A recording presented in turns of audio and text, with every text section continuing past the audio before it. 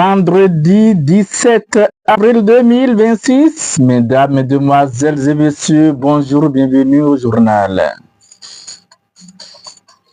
Les élèves ont repris jeudi 16 avril 2026 les classes, ceci après 2 semaines dues aux festivités pascales.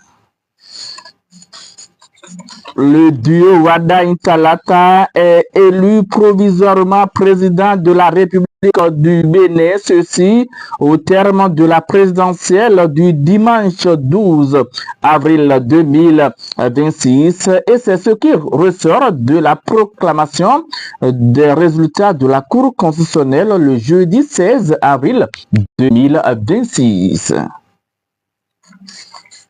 Marcel Ao, premier adjoint au maire de la commune de Ouessé, est l'un des artisans du chaos retentissant et éclatant du duo Wada Intalata et du fort taux de participation dans cette commune du département des Collines.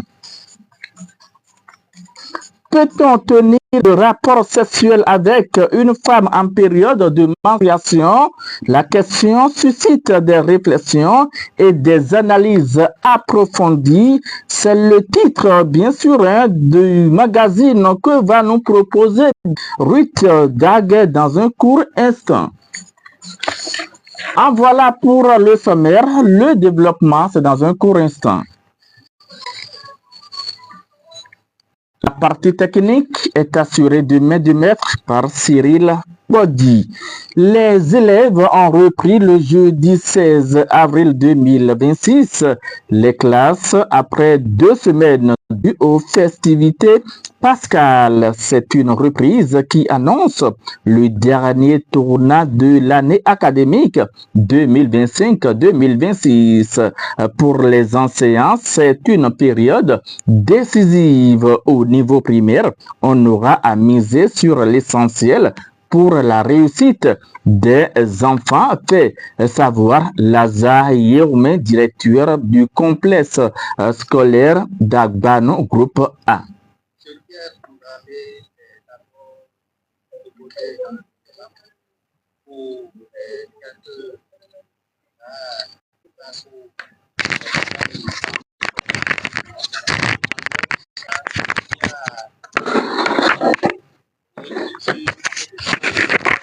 Des opérations qui constituent un enjeu important. Ce n'est pas des classes intermédiaires. On doit faire sur la lecture et le sens des opérations. Pour les apprenants qui sont candidats, nous avons fini et nous avons déjà établi un programme pour on ne sait pas voir au niveau des enfants avec les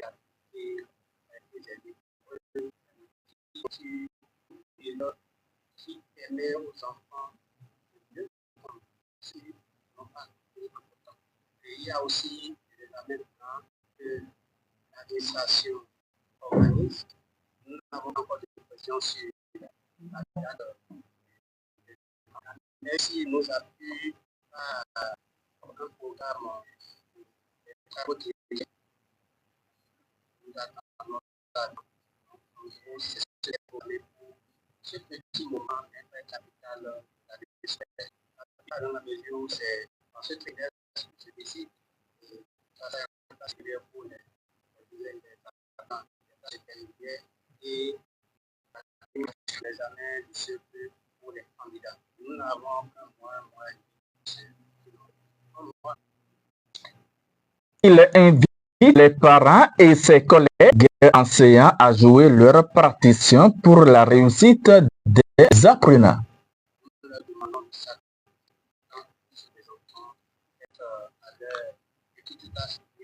S'intéresser davantage à eux, est-ce qu'ils ont pris les cahiers, quels sont les problèmes qu'ils ont particulièrement dans le sens des études.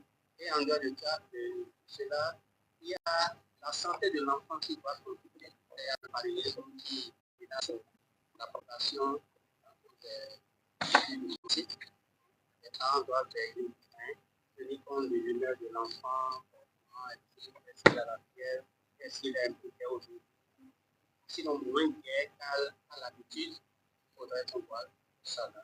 Et surtout, veiller sur ce que l'enfant va manger. Parce que cette enfant ne peut pas manger, ça là,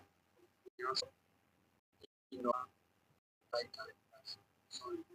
Dans la famille, merci à vous aussi.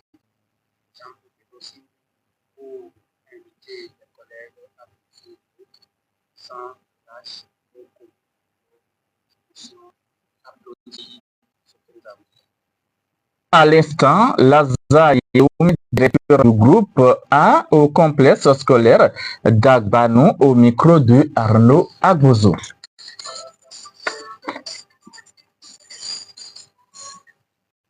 Marcel Aou, premier adjoint au maire de Wessé, est l'un des artisans du chaos retentissant et éclatant du duo Wada Intalata et du fort taux de participation des citoyens au scrutin présidentiel du dimanche 12 avril 2026 dans cette commune du département des Collines. La commune de Wessé, première en matière du taux de participation avec 96,65% et un vote massif pour le duo Wada Intalata. 76 700 voix sont accordées à ce duo sur 79 469 votants avec 82 224 inscrits contre 1872 pour Paul Rumpé. Cet exploit est obtenu grâce à des stratégies mises en place par le premier adjoint au maire, Marcel Aou, membre du bloc républicain. Le duo Wadain Talata est élu provisoirement président de la République du Bénin, ceci au terme de la présidentielle du dimanche 12 avril 2026. C'est ce qui ressort de la proclamation de la Cour constitutionnelle le jeudi 16 avril 2026. D'après les résultats de la Cour, le duo Wada Intalata est élu à 94,27%. Précision avec le professeur Kossi Dorothée Sosa, président de la Cour constitutionnelle.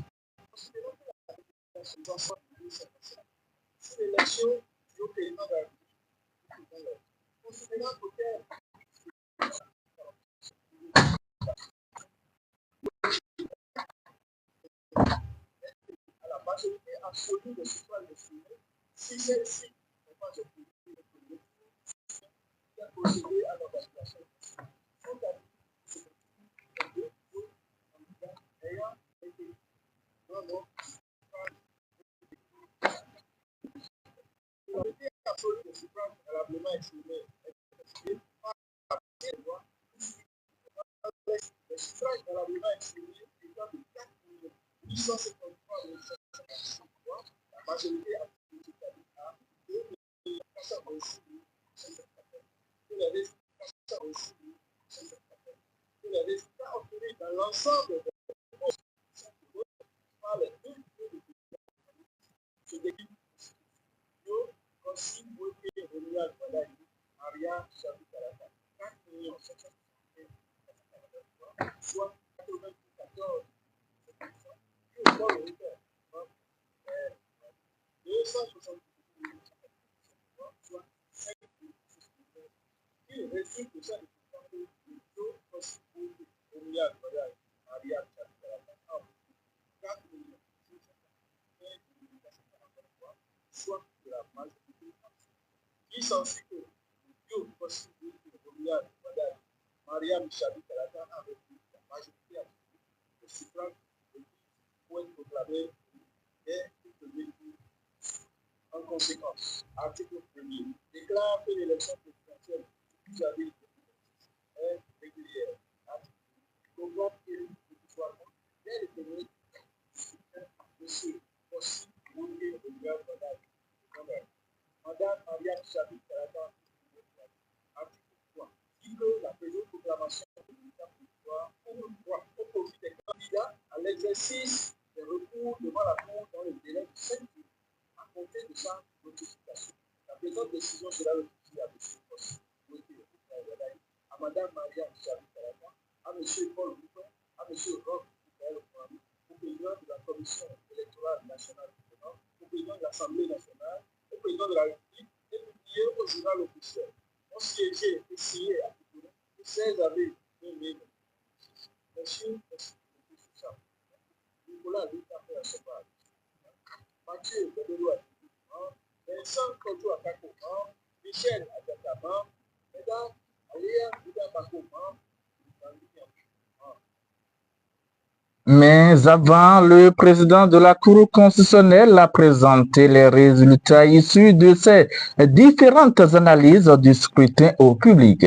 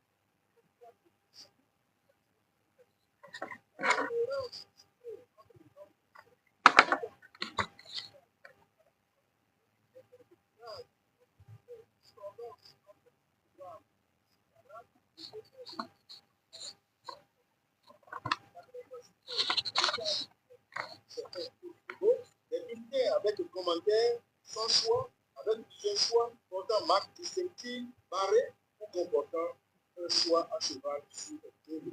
Des perturbations momentanées du scrutin dans quelques minutes. Que certains de ces manquements ont conduit à des annulations et ou des redressements de vote.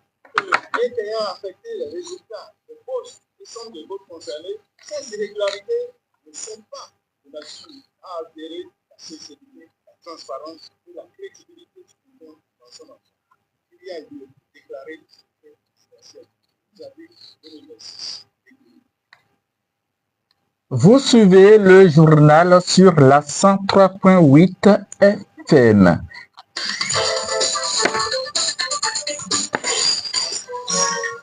Une mission officielle a été dépêchée à Kousigou, montagne, localité située dans la commune de Tanguieta et ses environs pour faire le point sur l'effondrement d'une galerie d'orpaillage ayant entraîné de lourdes pertes humaines. Le drame survenu récemment dans cette zone d'exploitation artisanale a suscité une vive émotion au sein des populations locales et mobiliser les autorités. Selon les premières informations, plus d'une vingtaine de personnes seraient portées disparues à la suite de cet effondrement. La délégation officielle est chargée de procéder à une inspection détaillée du site, d'établir un bilan actualisé des personnes affectées et de définir les mesures d'accompagnement à mettre en place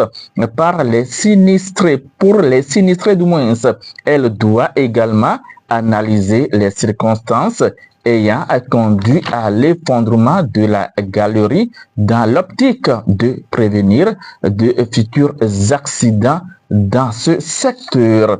L'Agence nationale de normalisation de métrologie et du contrôle qualité a lancé depuis le mardi 14 avril 2026 une opération de contrôle inopinée sur les produits préemballés dans les départements de l'Atakora et de la Donga. Sur le terrain, les équipes de l'agence ont ciblé des points de vente spécialisés dans la commercialisation de sacs de riz, de farine de blé, de sucre et d'autres denrées. Ces opérations visaient à vérifier la conformité entre les quantités indiquées sur les emballages et le contenu réel des produits. Les premiers constats à Natitingou ont révélé plusieurs irrégularités. Face à ces manquements, les boutiques mises en cause ont été immédiatement scellées par les agents de contrôle et sommés de régler les amendes prévues pour la légalisation qui sanctionne la fraude sur les quantités et le reconditionnement illicite. Dossier du journal dans cette édition du journal parlé dans un court instant.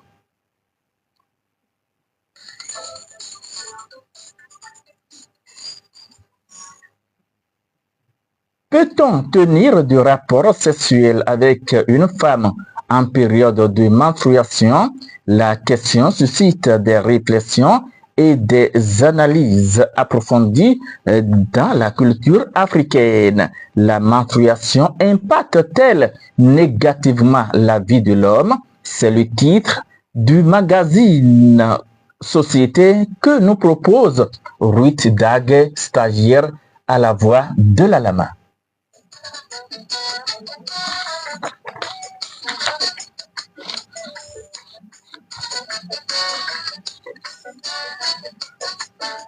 Chaque mois, des milliers de femmes vivent plusieurs types de menstruation, phénomène naturel, mais entouré de malaise, parfois même des interventions suivant de nombreuses croyances. Et dans beaucoup de couples, une question demeure sensible. Peut-on tenir le rapport sexuel avec une femme en menstruation? À travers ce magazine, vous suivrez dans un premier temps l'avis des citoyens lambda sur la préoccupation. S'en suivront ensuite de la perception des responsables des religions endogènes et exogènes dans ce reportage que nous présentera Ernest Poukoudi et l'analyse d'un sociologue en vue de la promotion de la. Merci de vous installer confortablement.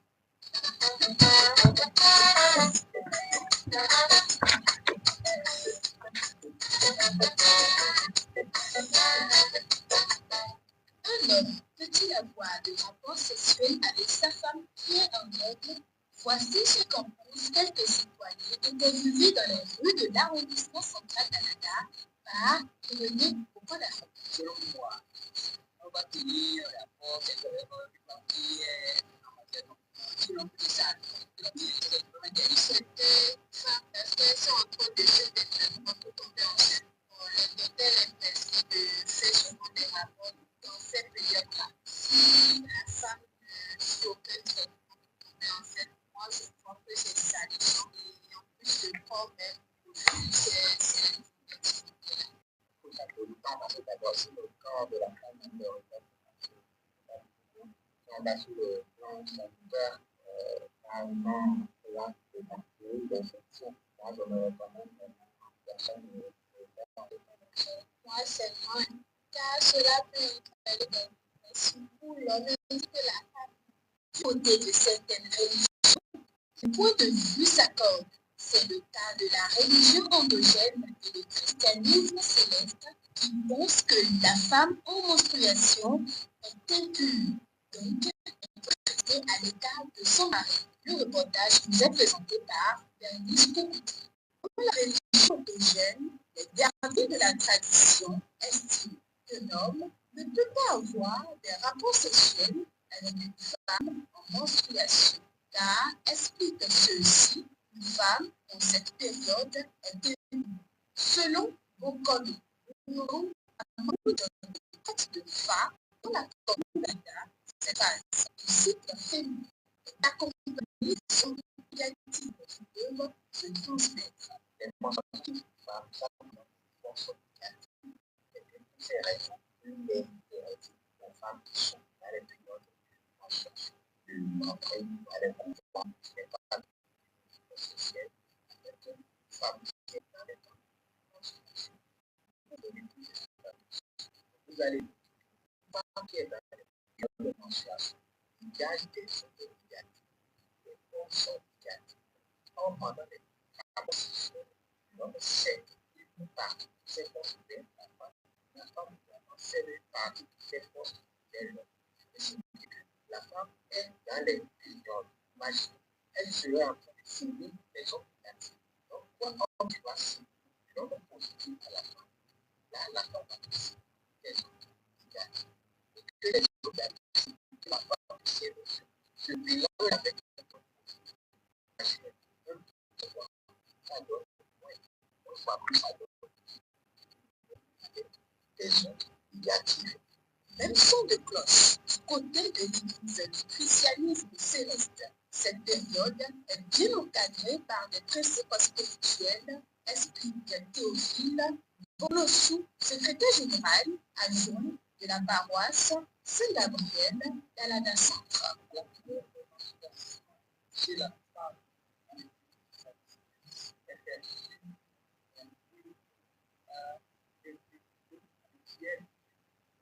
c'est fondé sur des lois qui nous permettent de limiter à partir de la femme qui aura un vivant, un chair, respirant,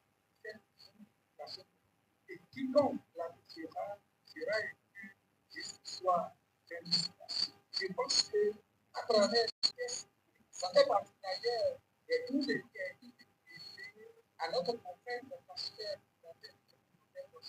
et qui a rappelé tout le monde entier ces écrits-là. Voilà les règles spirituelles qui expriment cette position de la chose dans l'église. Et lorsque un fidèle parle de l'église ou un fidèle hors de l'église, ne respecte pas tout aspect de la chose, c'est ce qu'on appelle la cellule du corps. Et en réalité, les rapports pendant cette période, spirituellement, sont plus.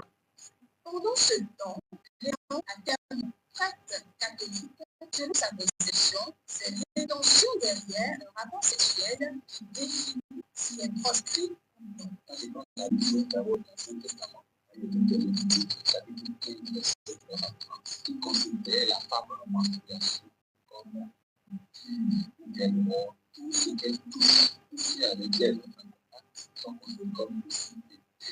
De la même manière, Lévitique 18, verset 19, et Lévitique 20, verset 18, ont interdit les rapports sexuels pendant avec chaque rapport de l'intérêt. Or, nous savons que pendant les menstruations, on ne peut pas parler ainsi, cela veut dire que ce n'est pas pour le plaisir, c'est alors finalement d'avoir tracé.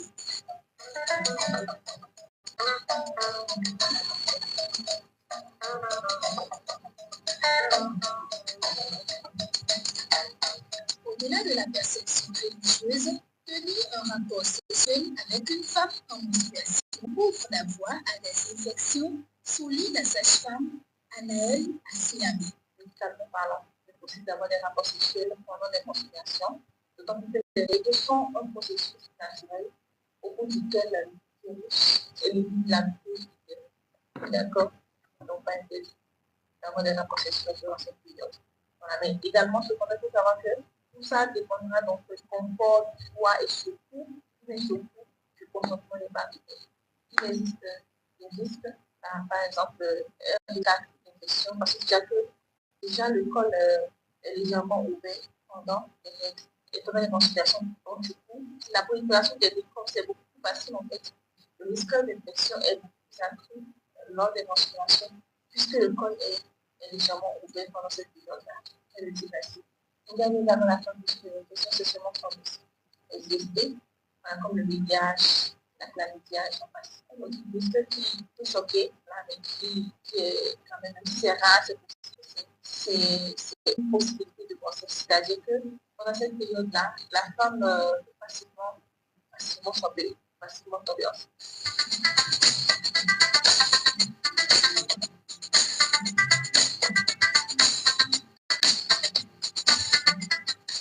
Entre croyances religieuses, perceptions culturelles et explications médicales, les menstruations restent entourées de nombreuses représentations sociales.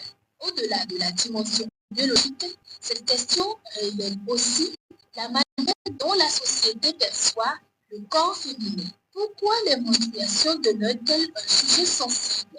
D'où viennent les tabous qui les entourent? Jean-Yves Ernest Foinou, sociologue dans cet entretien, explique ces différentes réalités sociales. Et non, parce que déjà, dans beaucoup de couples béninois, vous voyez dans l'approche pendant les menstruations d'une femme, vous voyez déjà l'évitement qui est systématique pour certaines personnes. Et quand on va aborder la question, cela varie d'une religion à une autre. Cela varie du niveau social de chacun. Cela varie de l'éducation que chacun a reçue. Donc après tout, en réalité, c'est la décision que chacun prend. C'est la manière dont chacun comprend la chose qui va l'amener à dire, bon, est-ce que je peux m'approcher de ma femme pendant les menstruations ou pas? Et là, il y a une question de consentement. Est-ce que celle qui est en menstruation, elle accepte qu'on s'approche d'elle? Ça commence par là. On ne peut pas trancher et dire oui et non parce que ça diffère d'un homme à un autre, ça diffère d'une femme à une autre femme. D'accord, donc en tant que sociologue, vous ne pouvez pas trancher, vous avez dit comment les femmes elles-mêmes vivent cet tabou dans notre société.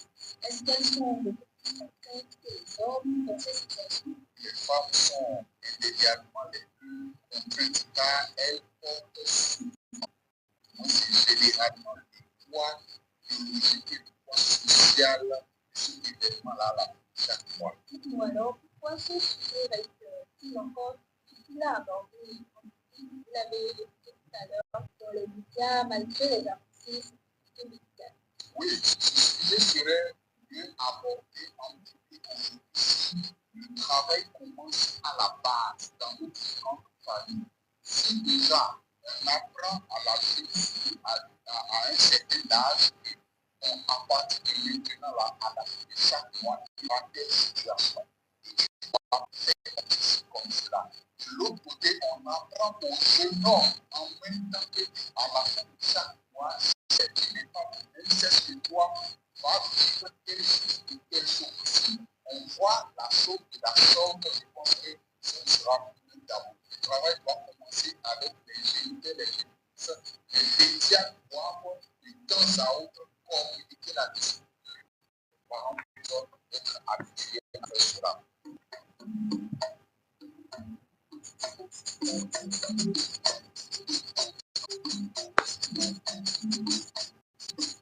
À travers ces classements des différents intervenants, une réalité se dessine. Dans cette tradition, les rapports sexuels dans cette période restent déconseillés. D'autre part, ils relèvent davantage du choix et du dialogue au sein du couple ou des partenaires.